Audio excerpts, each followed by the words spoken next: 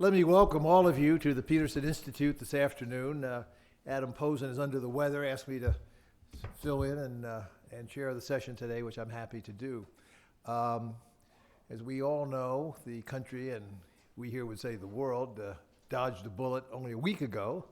Seems longer than that, but anyway, that was a close call. Possibly more close calls set up in the future. And so the question is, what really are the options and what really are the underpinnings, both legal and economic and policy, for addressing the issue? So we thought that on short notice we would try to call together a kind of unusual mix of folks to address the question. The question really of how U.S. debt is organized, what its differentiation is from other types of debt, and how that fits into the overall picture of trying to address the continuing and seemingly endemic problems of U.S. fiscal policy, debt ceilings, and the like. Our panel today does comprise a rather unique grouping of different kinds of expertise. And to some extent, it's a reprise of a conference that some of the participants held at the Wharton School a couple of years ago, actually produced the book that you see outside, and which you're welcome to take copies of, and looks at the question of U.S. debt, as I say, in the broader policy context. So the idea is to bring together folks with legal expertise, with economic policy expertise, with market expertise, and try to analyze the interaction among those different points of departure for this very critical issue. The panel was organized and will be led off by our own Anna Gelpern, who's a senior fellow here at the Institute, teaches at Georgetown Law School. She brings a legal perspective to the issue and will set the legal context within which the debate takes place. Our next speaker, and we're particularly pleased and honored to welcome him here, is Professor Franklin Allen from the Wharton School at the University of Pennsylvania. He's co-director of their Financial Institutions Center, executive editor of the Review of Financial Studies, past president of the American Finance Association, co-author of the latest editions of the textbook Principles of Corporate Finance. I think it's fair to say is the dean of experts in this field, and we're particularly pleased, Professor Allen, to have you with us today. Then we'll turn to an economic policy perspective. Our own senior fellow, Dave Stockton, who also works with macroeconomic advisors and was chief economist at the Federal Reserve for the previous 10 years before joining us a little over a year ago. Dave provided the macro and financial analyses for the Board of Governors for a number of years and worked directly with the Open Market Committee, so comes with a particular monetary policy perspective on this set of fiscal issues. And then batting cleanup is Angel Ubide, another senior fellow here at the Institute, who also shares time with the private sector, works at D.H. Shaw, which of course is a global investment and technology development firm. Angel has been a founding member of the ECB Shadow Governing Council. He's a Spanish national, co-authored several editions of the annual report on the European economy that's done by the Center for European Policy Studies. Spent more than a decade working at Tudor Investment, so brings a wealth of market experience to the question. So we're going to have these four different perspectives. Each will speak for 10 or 12 minutes to kick off the discussion, and then we will open it up and look forward to a lively conversation with all of you here. Anna, please lead us off.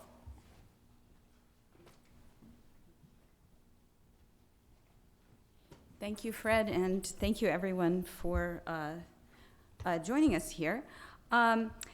A little more than a year ago, Franklin and his colleagues at Penn Law School hosted a conference on U.S. government debt. It turns out it was kind of between two crises, which we suspected might be the case, but we weren't sure at the time.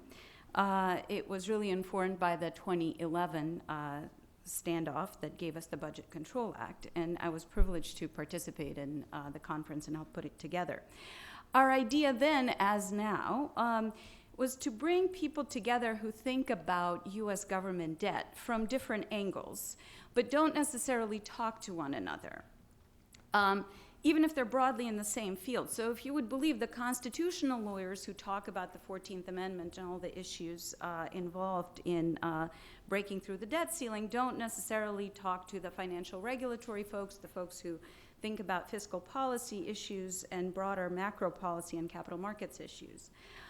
So this is, seeing the proverbial elephant from different sides, different angles, and our goal was to start describing the U.S. government debt phenomenon in a more holistic fashion and to start talking to one another, perhaps to put us in a better position should this come up again, and lo and behold, here we are. For better or for worse, the proximate trigger event for these crises does go back to the Constitution and legislation. So my job here is very briefly to lay out the framework.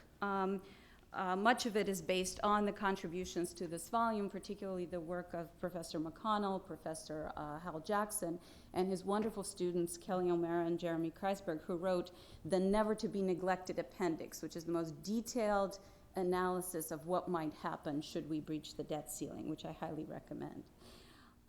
So the problem, in short, is mixing the Constitution with very basic arithmetic. The Constitution gives the Congress three powers, right? The power to tax, the power to spend, and the power to borrow, okay? And these are the words, there are not that many of them. The Congress has the power to lay and collect taxes, implicit then for the general welfare, also to spend. The Congress has the power to borrow money. And then just in case you were wondering about spending, in the next provision of the Constitution it says no money shall be drawn on the Treasury, but in consequence of appropriations made by law. Now then, Congress might pass statutes delegating some of these powers to the executive, but it does so in a fairly limited and conditional way. So for example, the spending, in order for the executive to spend, you need authorization and you need appropriation. A particularly interesting question is, what does it take for the executive not to spend money that has been appropriated by the Congress? And for that, we have statutes. We have a law called the Impoundment Control Act, to which I'll come back, passed in the 1970s, which tells us how the president can hold back the money that was lawfully appropriated. Similarly, if we're looking at the power to borrow, this power rests with the Congress, and once upon a time, the Congress used to authorize every borrowing or categories of borrowing. Then after World War I, it enacted a statute which really is the debt ceiling in its present form, comes from 1939, which was a way for the Congress to stop micromanaging debt issuance. So instead of authorizing individual issues or authorizing categories of debt issuance, we just give the executive a ceiling and then authorize them to borrow within that limit. And this is what the statute looks like. It just says the face amount of obligations issued under this chapter is blank. And at the moment, the number is in the statute is 14 trillion, but because of some of the actions in the Budget Control Act from 2011, we're up to roughly 17 trillion, okay, which gave the 2011 Act gave the president authority to raise the ceiling unilaterally. What happened last week was just a suspension of the limit until February, okay? So the debt ceiling is most properly viewed as a delegation, right? The president has limited power to borrow, but it is not, but anything over that is arguably not authorized and still the province of the Congress under the Constitution. The big problem in the entire setup is that the Congress has these three crucial powers which it has exercised to an arithmetic impossibility, right? So we have, we voted to tax, but we voted to spend more than we tax, but we didn't vote to borrow enough to fill the gap. And by definition, then, when the executive has to deal with this situation, the executive is on wobbly legal ground. As some of the constitutional and fiscal policy scholars who've written about this have said, this is a quest for the least illegal or least unconstitutional option. None of the options are terribly good. But here's a twist. The Constitution has something else to say about public debt.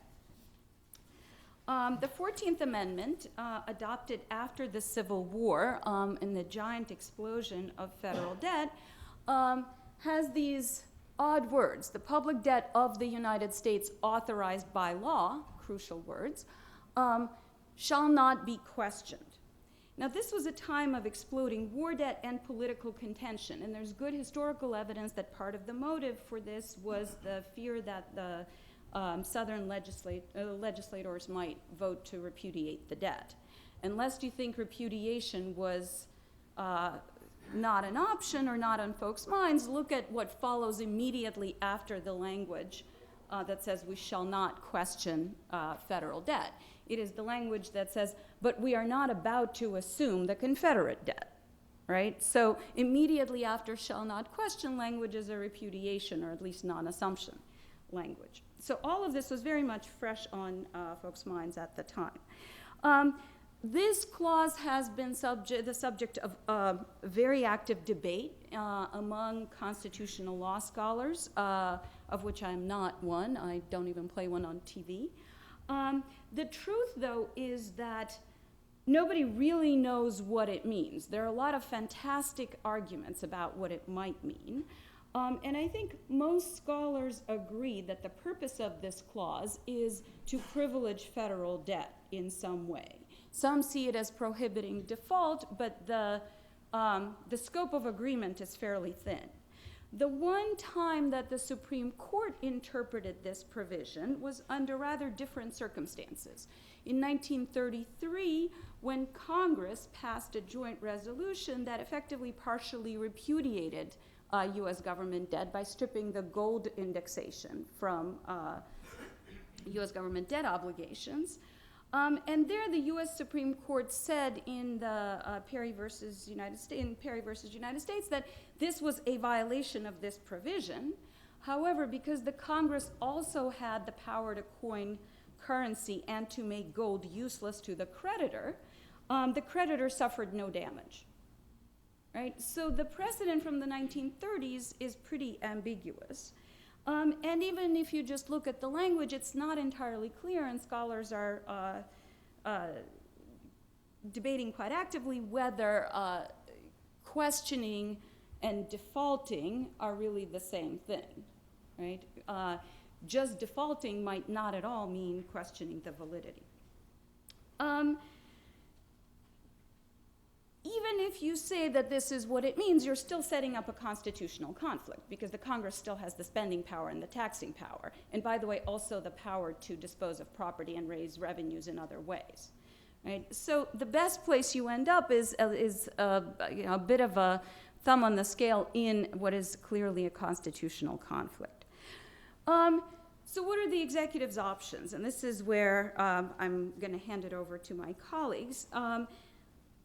You manage cash flows, which is something we've been doing and might have a bit more scope to do even, might have had more scope to do even after October 17th. Another possibility is to tax without congressional authorization. Another possibility is to issue debt in excess of the congressional delegation, perhaps relying on the 14th Amendment or inherent emergency powers of the president that some scholars have argued for. Or withhold congressionally appropriated funds, which may run afoul of the Impoundment Control Act of 1974, but not for a bit. Okay? Now, again, cash flow management is what we've been doing, and Franklin, I think, will address this in more detail. One interesting possibility we haven't addressed is redeeming treasuries in the Social Security Fund to pay the benefits. I would put that in the cash flow management bucket, but we haven't broached that. Taxation might be administratively possible, but it is utterly politically implausible and probably highly undesirable for a number of reasons.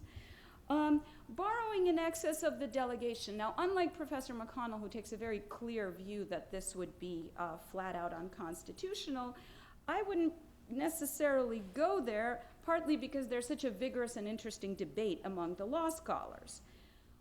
But because I'm not a constitutional law scholar, perhaps it's easier for me to say that I find this debate slightly beside the point. And the reason I say that, and I don't mean to be flippant, but the way in which you break through the debt ceiling is you issue Obama bonds, right, that are not necessarily, or at least are contested as obligations of the United States. They may or may not be full faith and credit. They might be in the end, but the real question is how much uncertainty do you want, and how much fragmentation in the Treasury market, and how much kind of market disturbance this will create. So it's not even about will investors show up to buy bonds that might be under the cloud, and would the challenge to the bonds and the president's authority to issue the bonds succeed? I think the real question is, what are the broader implications for the market? And you might hope, you might come and buy them and ask for a premium because you think that Congress will assume the debt and ratify the actions later, or that the courts will say it's okay. The question is, how long will it take, and how much uncertainty will there be while we're sorting it out? Now, this leaves impoundment, which is not an attractive option, but the relevant statute, again, going back to 1974, at least gives us 45 days to ask the Congress for permission to hold back some spending, and possibly until the end of the fiscal year. I think the key point to conclude is that all of these options buy time. They don't guarantee that the time will be spent well, or the time will be spent any closer getting to the solution. And if there's one thing we've learned from past standoffs and from Europe, is that what really matters is what you do with this window of time. And I'm not sure how encouraging the evidence is, but I will leave it to my colleagues. So, thank you.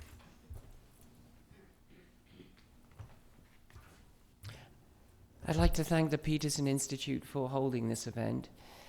As Anna indicated, this started from a discussion that we had among us after August 2011. And what struck us then was how little people knew about how things would play out, even when we were 2 or 3 days away from possible hitting the ceiling and maybe default.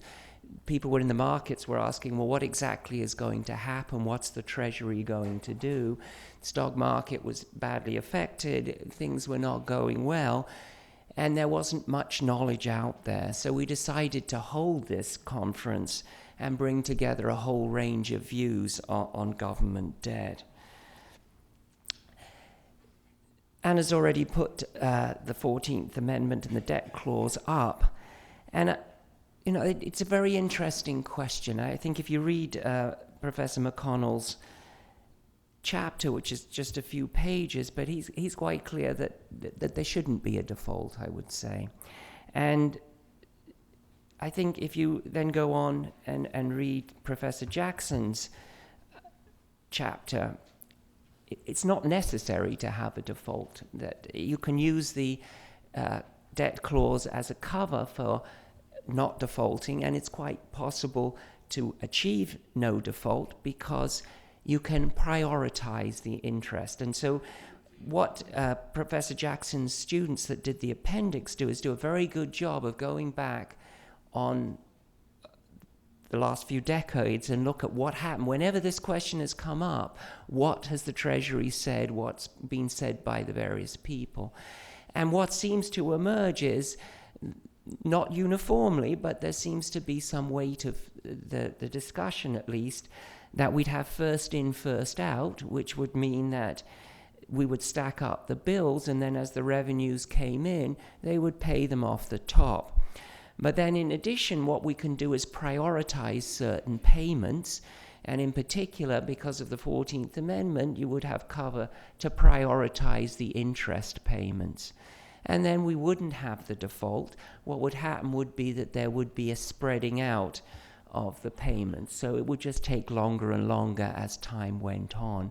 But presumably everybody would understand that at some point they would get paid. And one could even imagine that the Treasury at some point would start sending out letters saying, we expect to be able to pay you on such and such a date. And you might even imagine that those would become things you could take to the bank and borrow against and so forth. Now, I'm not a legal expert at all, but my understanding is that wouldn't count for the debt ceiling. There would be other things that could be prioritized, so it's difficult to believe that the military, particularly active duty military, wouldn't be paid and so on.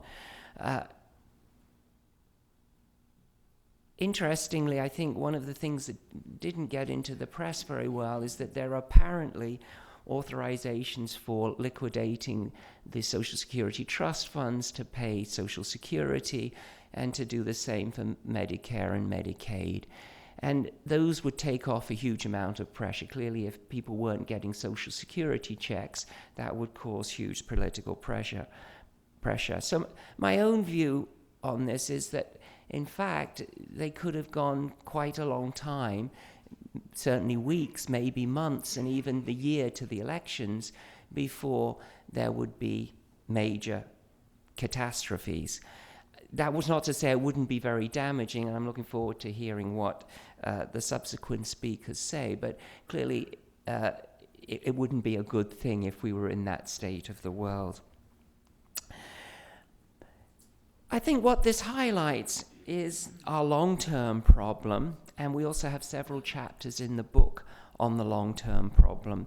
So Professor Lucas, who was in the Congressional Budget Office, who's a professor of finance at MIT, has a very nice chapter on this. And this is a graph from the CBO, which documents that we have this long-term problem that because of aging and because of the effect of a high rate of inflation in the medical arena, we're going to end up in about 20 years from now with a necessity of raising about 5% more in tax, 5% of GDP in taxes than we currently do.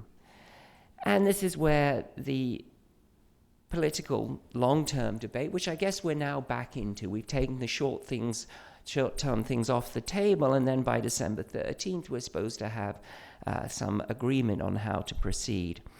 What the top graph shows here is if everything had gone into place, we'd had no political action, so all the Bush tax cuts ended and all the spending cuts went into effect at the beginning of this year, we would have got back to balance fairly quickly, maybe in 3 or 4 years. The bottom shows what would have happened with some likely changes. In fact, we got somewhere halfway in between. So we are not going to be in either of these extremes, but we do have a debt which is going to increase significantly. These are the effects on debt of the three scenarios. So the dark bars are what would have happened if we'd had the full range of tax cuts not replaced and not extended and so on, and that would put us in a sustainable fiscal position. If we were in the other scenario in the bottom on the previous page, we'd have this exploding debt. And then the light bars, which go down to almost zero at 2050, those were the result of what would have happened if Congressman Ryan's plans from March 2011 had gone into effect. We also have chapters on taxes. In fact, the US is one of the least taxed countries. So if you compare us with other G7 countries, we're the lowest and significantly lower. I mean, much lower than countries like Italy and France, but also significantly lower than the UK or even Canada. Japan is the only country which comes close. The reason for that, to a large extent, is because we don't have a VAT. We have state taxes on goods and services, but unlike other countries, we don't have VATs. That's a well-tried technology for raising revenues, and we can always implement it if we were willing to do it politically. So that's our silver bullet if we ever really want to raise a lot of money quite quickly. Social security taxes also tend to be somewhat lower in the US than other countries. In France, Germany, and Italy, they have much higher social security taxes. So that's also an area where we have potential to raise revenue. Corporate taxes, they don't raise much revenue anymore. My own view is they're very distortionary, particularly in this feature that they cause corporations to keep huge piles of cash outside the country. As individuals, if we go overseas, we still have to pay US taxes. Maybe corporations should have to do the same. Can we do it? I think we can. I think Jim Hines' chapter, where those tables come from, show that. I think the real problem, which is James Quack's chapter 11, is, are we going to do it? And I think that the real issue is the political one. And what we keep seeing is that they go back and fight again and again. So from an economic perspective, we can do it. Then the real problem is as a political perspective. So let me stop there and turn it over to Dave Stockton.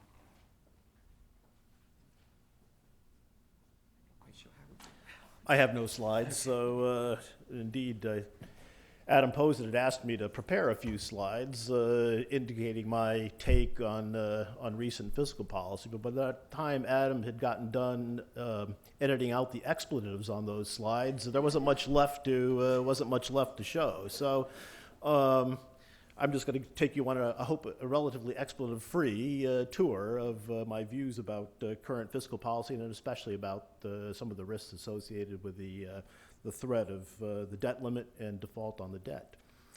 I think it's pretty fair to say that the manner in which we've been conducting fiscal policy in the United States in recent years has imposed costs in terms of the strength of the recovery of the U.S. economy, and also eroding the credibility of U.S. fiscal policy, both at home and abroad, that's likely to have some lasting effects. I think it would be naive to think that those costs were de minimis, but probably alarmist to suggest that those costs were large and immediate. I'm going to focus on the debt ceiling issue and the costs of raising the specter of default in terms of its effects on the economic outlook. But I'm going to say a few words as well, more broadly, about how policy credibility in the United States has been affected by both the process and the outcomes of policy in the United States since the Great Recession. We've obviously moved into something that I think many people are referring to as crisis-driven fiscal policy, which is the construction of artificial crises in order to force decisions. We've had the fiscal cliff, we've had government shutdowns, we've had the debt limit threats. All of this flies in the face of rational budgeting, which we typically think of as about considering the trade-offs among competing demands on the fiscal purse and then having to make some difficult decisions.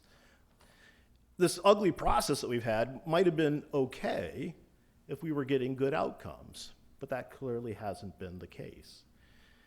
We've had too much near-term fiscal restraint forced by the actions taken in the last several years, while we haven't addressed the longer-term budget drivers, the retirement programs and the healthcare programs. And at a micro level, the near-term restraint we've had has not been rationally targeted. It's been across the board. It's been cutting significantly into the types of spending that might have the potential to add to our productive capacity further down the road: infrastructure, R&D, education, and one could argue perhaps national security as well. And we're just simply, the process hasn't been separating the productive from the non-productive forms of spending. And we've done nothing to improve the efficiency of our tax system throughout this entire process. And the government shutdown is just a great example of a case where we've imposed costs on the economy without getting any benefits in return. The shutdown, most people are estimating, probably took between 1/4 and 1/2 percentage point off of GDP growth in the fourth quarter of this year. I'd probably be towards the upper end of that range. And the thought that we haven't even seen some of the effects in terms of the additional uncertainty that the recent government shutdown has created in terms of business fixed investment, maybe even household spending. But even that aside, a portion of the nation's resources just sat idle for nearly 3 weeks. And that's output that we're never going to get back. Clearly more troubling than the government shutdown. A couple weeks ago, I was arguing that the government shutdown was going to be disruptive, but was not likely to be a systemic macro event, and I think that probably is still the case. The bigger issue was the threat of the debt ceiling and the default, and the threat of default as a vehicle for making fiscal policy. You know, the question that's being posed here is U.S. government debt different or special?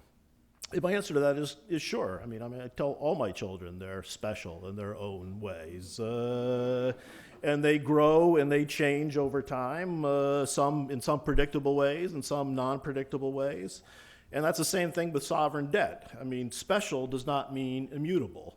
So I think the issues that we have to think about is the way that we're currently following fiscal policy, is that going to leave a longer term imprint? Are we going to be the same, will U.S. debt hold the same status 10 years from now than it did 10 years ago? I think that case could be made that that is not going to be the case.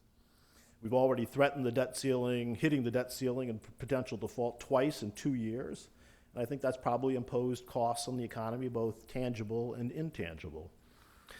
The costs of running crisis-driven fiscal policy are going to include higher interest rates, a hit to consumer and business confidence, greater uncertainty.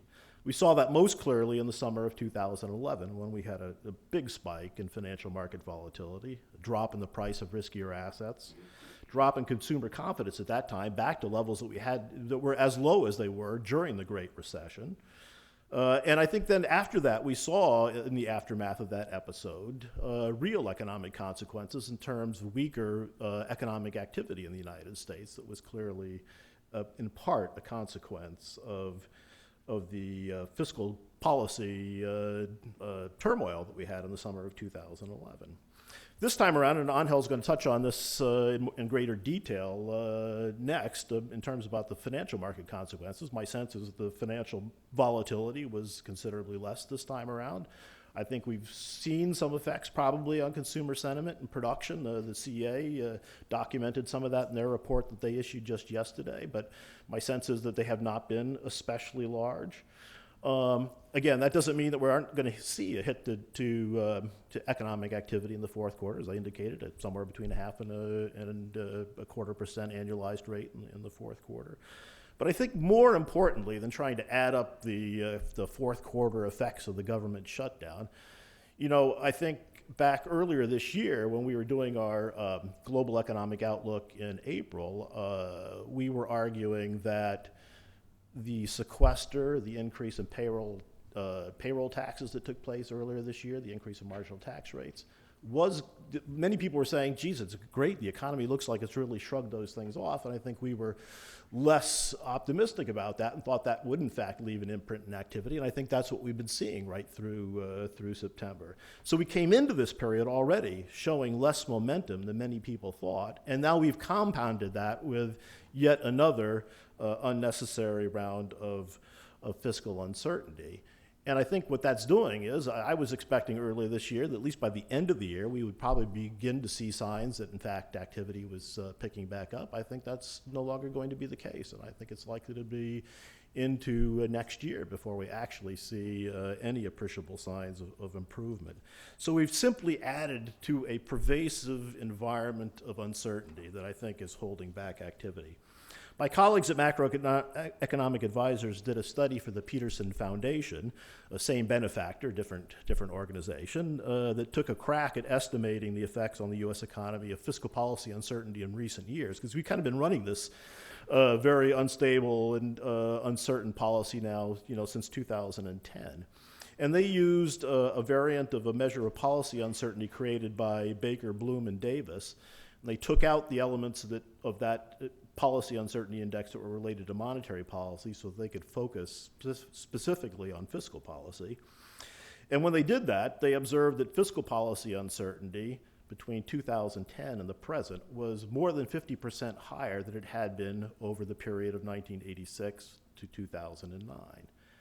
They also found that that measure of fiscal policy uncertainty was positively correlated with the price of risk. And when they ran that through their models, against the counterfactual, the supposed policy uncertainty had stayed as low as it was in the 1986 to 2009 period, they found that this additional uncertainty that had been occurring since 2010 subtracted a few tenths off of GDP growth, accumulating to something over a percentage point on the level of GDP, and that's about a half a percentage point on the unemployment rate. So it's pretty considerable. Now, there's plenty of reasons. There are caveats about how seriously to take that estimate. There are questions about causality, identification, whether or not it's contaminated by the fact that the euro crisis was so intense in 2011, and some of that may be attributable, been picked up by this index. So I don't think one necessarily needs to take the point estimates at face value, but I think the general proposition, and it's a good effort to take a crack at estimating this, the general proposition that fiscal policy uncertainty has actually been a weight on activity in the U.S., I think is one that holds some reasonable empirical content to it. I do think if our efforts are all directed to trying to estimate point estimates on GDP effects from fiscal policy uncertainty, we're actually looking at the wrong thing at some level. It's important to do that, but I think our focus should be lower frequency and longer term in terms of thinking about fiscal policy recently. Over the past month, in talking to many participants in financial markets and with policymakers from around the world that were here during the IMF World Bank meetings, I think the general response that I got from most folks was, I can't believe we're having to devote this much time and energy to thinking about and discussing a potential default on U.S. federal debt. I mean, it was frustrating because everybody had a sense that this was a low probability event, but it was also frustrating because it was necessary in the sense that even though it was a low probability event, the costs associated with that event actually occurring were so large that any prudent economic actor would have to spend some time thinking about that. And it was a huge diversion of attention away from issues of real consequence. Now, I'm a little more skeptical than Franklin is about the potential consequences of had we actually hit the debt limit for any considerable period of time, about whether or not that would have been a serious economic event. I think it would have been, in part, the amount of financial market volatility, despite whatever promises the federal government might have made about making people whole eventually, the immediate consequence would have been enormous uncertainty. Think about if, in fact, I had my letter from the Treasury saying that they were going to pay my check further down the road, taking that to the bank and trying to transact that. Well, I mean, this is sort of like having to use the Obama healthcare website to buy your groceries. It's not going to be a very easy situation. So I think once the shock of that hit, you would probably have had a recession or a recession-like situation that would have been very difficult to claw your way out of. So I think that would have been quite costly. But I think I just want to come back to our repeated flirtation with the debt ceiling and the potential default. I think it's having deeper costs for us. And in some sense, we've fostered an environment where we're allowing the termites to sort of begin to eat away at the foundations of policy credibility in the United States. The damage is slow, the damage isn't always visible, but nevertheless, the damage accumulates. And I think that's the situation that we've actually been living with for several years now. And eventually, you're going to find out you're not living in as comfortable an environment as you'd been living in previously. And I think those are the issues and the concerns that we need to have about the way that we've been going about business here. In economic and political terms, I think that means costs of funds are going to gradually increase. The trustworthiness you're held with among your foreign partners begins to erode. That has effects on our ability to conduct trade negotiations, foreign policy negotiations. Reputational damage to the United States as a place to do investment begins to erode. And domestically, political confidence in our institutions begins to deteriorate. And I actually think that's a shame because the initial response in the United States to the Great Recession probably earned us some policy credibility. with the aggressive responses that were actually put in place. On the fiscal policy side, first President Bush in 2008, then a much more aggressive package by President Obama on the fiscal policy side in early 2009. Those were very quick responses than the normal criticism of fiscal policy coming too late. We can argue about how effective it was, how well designed the packages were, whether they were big enough or small enough, but they actually showed a significant policy response. The Federal Reserve's massive efforts to provide liquidity to financial markets, I think probably buoyed world expectations about the financial outlook, as well as their aggressive and I think creative monetary policy accommodation. Financial reform came along later. One could again argue about how effective it was, but the United States, I think, up through that period was seen as responding forcefully to a very serious crisis.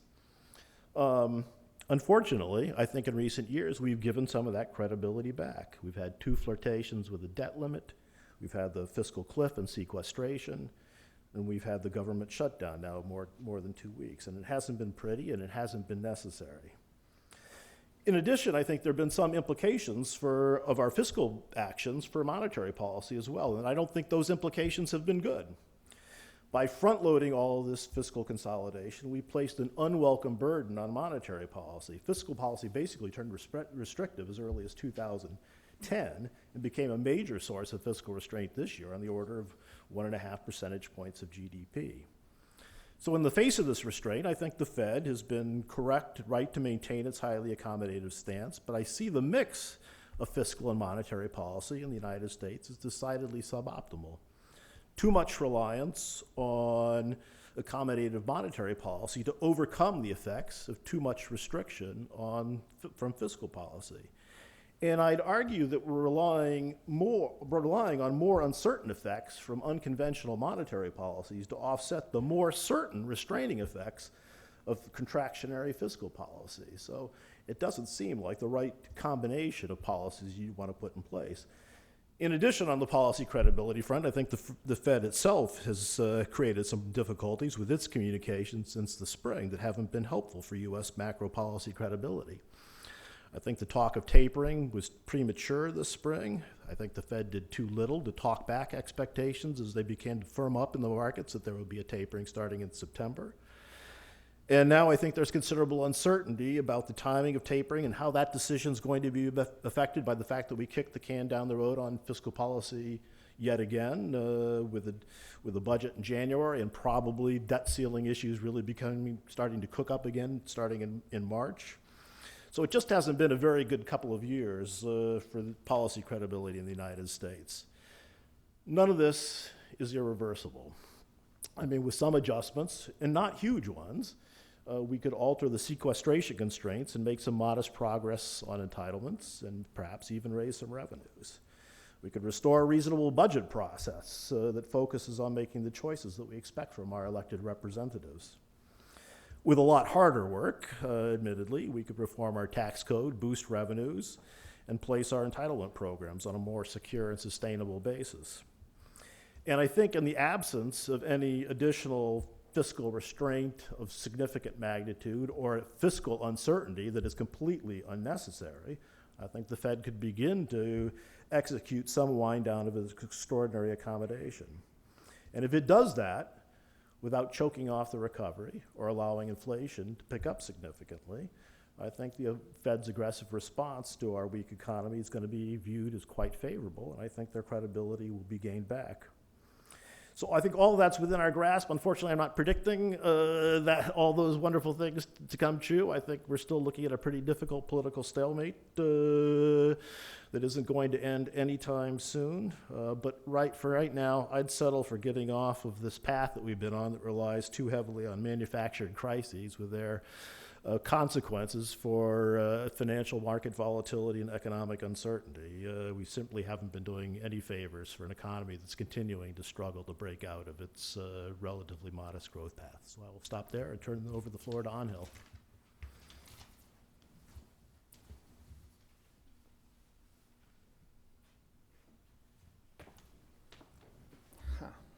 Now,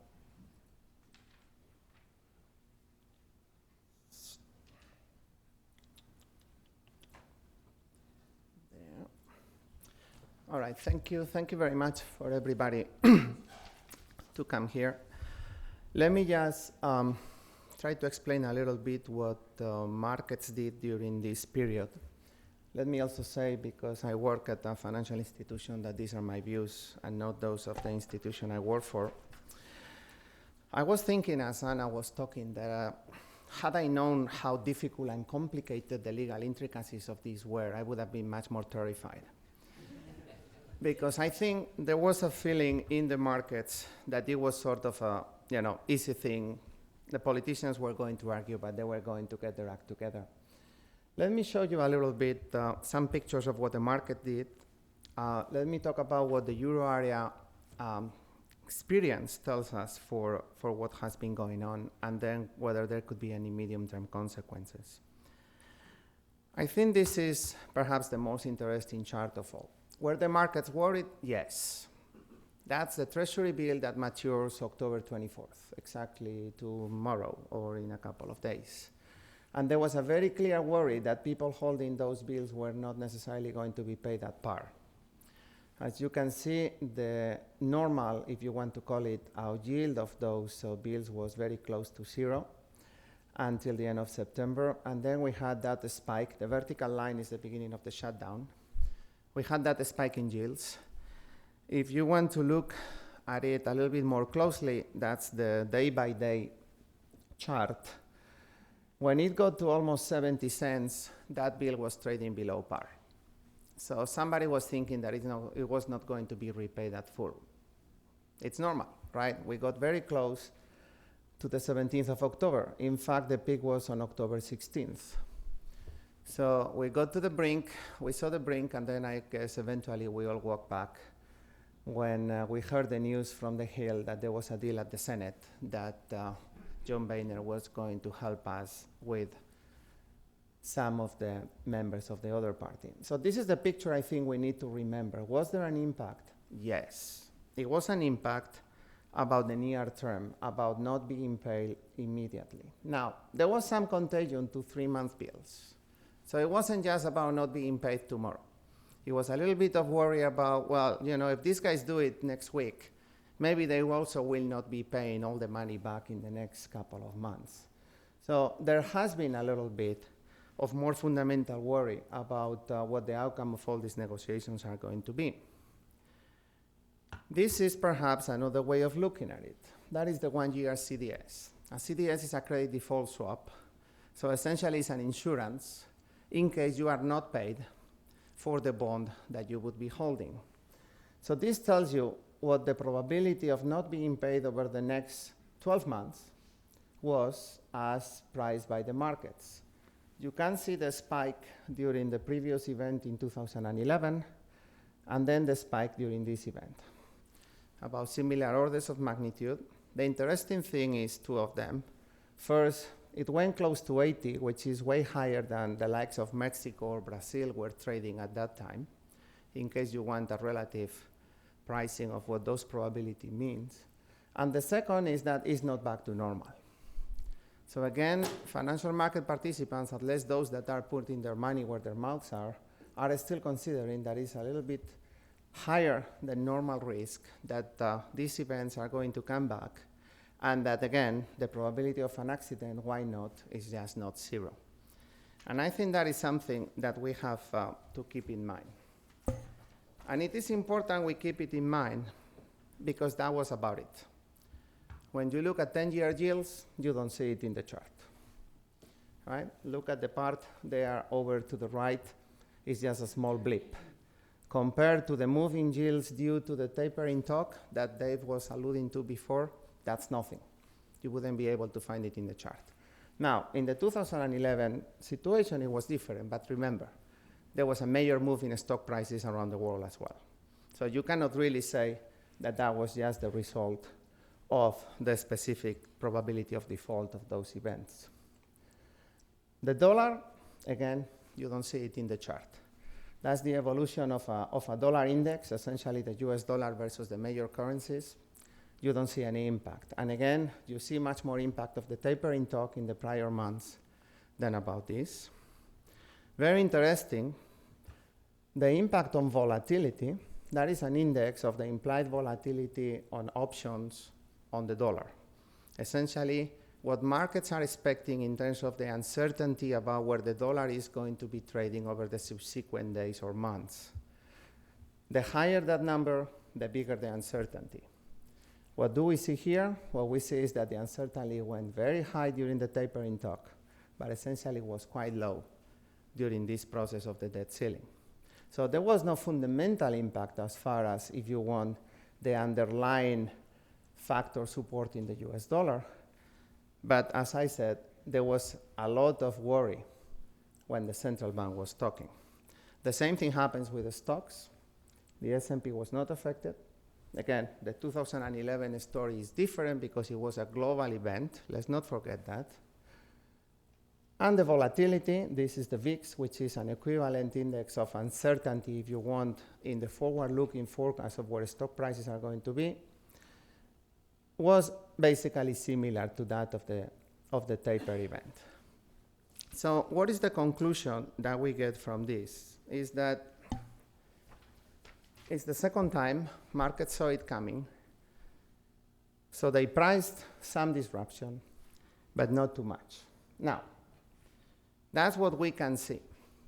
What we couldn't see is a little bit more worrisome. And let me go through some of these issues. What we couldn't see is that there were some conversations, according to some media reports, of clearinghouses asking clients not to post October bills as collateral. And that is an issue, and I will explain later on why. Similar reports of institutions starting to rewrite the legal documentation that underlie those collateral contracts. Up to now, apparently this documentation doesn't consider the possibility that you could write down the collateral value of a US Treasury. Nobody thought about it. Well, now it seems that some conversations about that are happening. There were reports of market infrastructure of financial institutions adapting to handle delays in coupon payments. Again, surprise to a lot of people, but that was just not technically possible, apparently. There was discussion of potential rating actions, right? During the IMF meetings, there was a session with the Standard & Poor's. There was some conversations about what would be the rating of the US if they were to default on a coupon payment. And one of the options that were debated was, well, you go to selective default, which is essentially the rating that Greece got after the PSI, after the private sector involvement. But more interesting was the commentary, and what happens after selective default? Because that's a rating that only holds for a very small limited period of time. And the answer was, nobody knows. Because you don't really know what to do, right? This is an event that nobody has ever thought about, basically defaulting for the sake of it. And that is the kind of thing that rating agencies apparently didn't have a very good idea of how to handle, at least at the time. So there is one conclusion from this. Could it be that the impact of these events has been mild because there were restrictions to the impact in terms of the legal documentation, in terms of the payment systems? If it was easier to write down the value of the collateral, could it be that we would have seen bigger moves in the value of those Treasury securities? I don't know. But I would worry that these changes to some of the legal documentation are happening at this time. So that's essentially, I think, the lesson we have to take from this. Were markets complacent? Yes and no. There was some disruption risk being priced. I also think that markets were anticipating a policy response if something were to go wrong. So to some extent, we can say that there is a little bit of moral hazard, if that's the word that we want to use, right? We know that the political process is where it is. We know that the policymakers understand that and are trying to get ready for that. So there is a little bit of a circularity here. But frankly, I wouldn't take that for granted because we know that accidents happen. And because we know this, there is less market pressure on the politicians, and therefore the odds of an accident perhaps increase. And I think more importantly, the more this happens, the more markets are going to think that it's going to have a happy ending. So what? If then the accident comes, perhaps we will not be ready for it.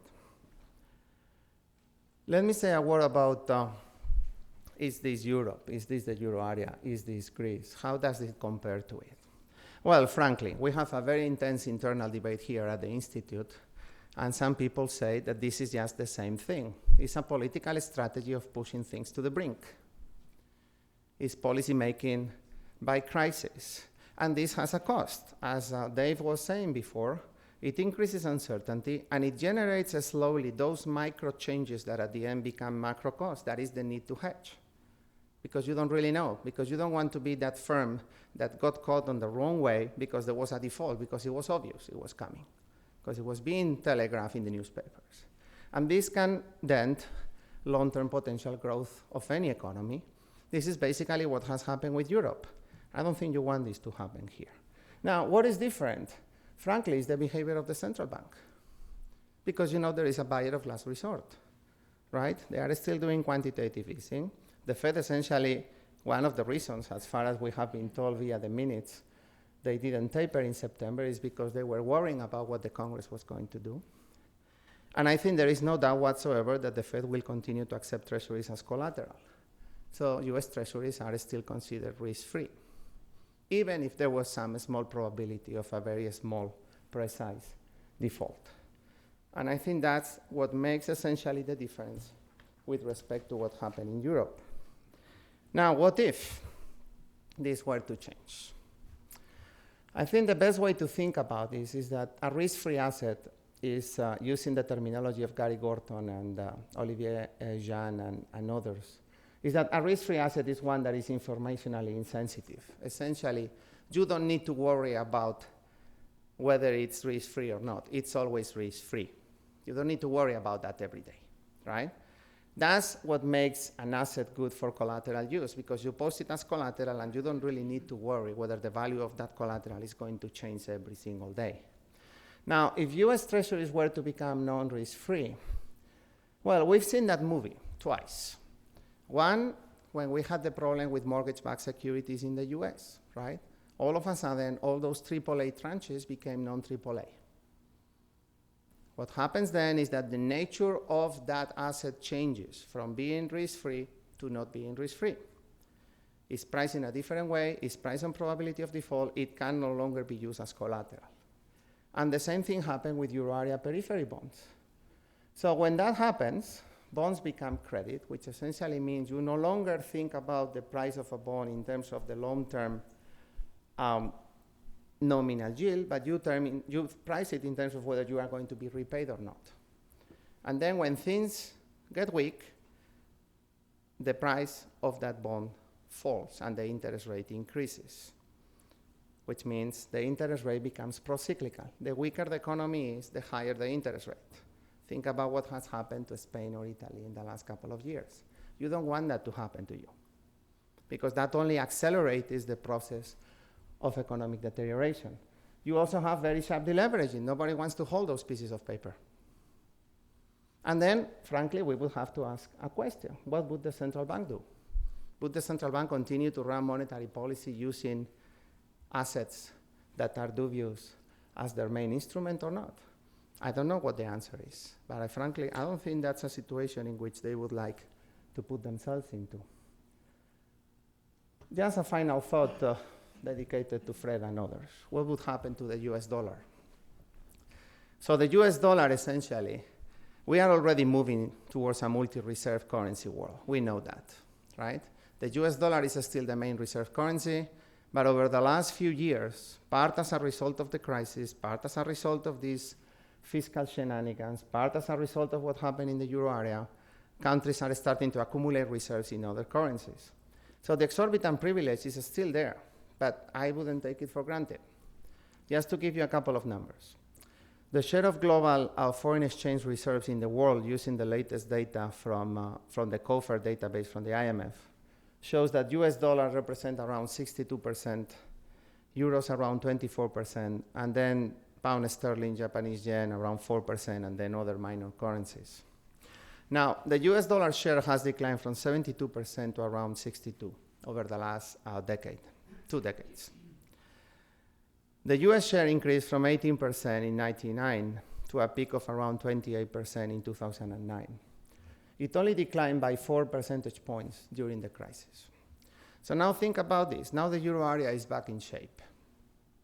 The one reason why the dollar has remained solid, if you want, the last few years is because the euro area also had its own problems.